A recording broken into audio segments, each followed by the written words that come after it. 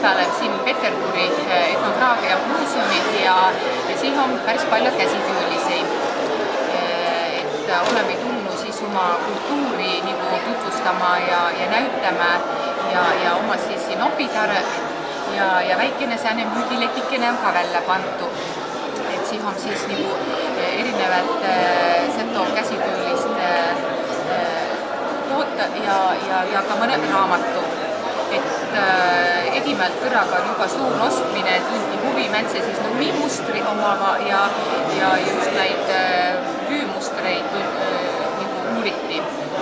Aga üldiselt või nagu üle, et seto käsitööl tämpätsel päeval päris höste, et meil on tekkinud nagu palju säntsid tegijid juba, et kui siin 10 aastat tagasi mõni ütsik mida tekja kuskiles müüb, siis nüüd on üks nii mitmel inimesel letitäis ja terve müügiboksi täis kaupa nagu välja panda.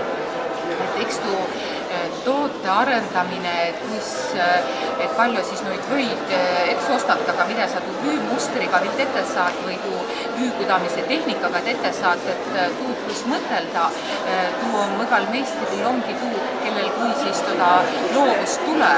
Et võime küll tuu kangakudamise selgest oppi, aga ega siis taha ei nüüd kaltsuvaipu kakuta, et tahataks nagu arendada ja tuu keakorjamist või mida säänest keeruliselt opid, siis kui ei õnne hammit, et võib kutaka ja teete midagi muud.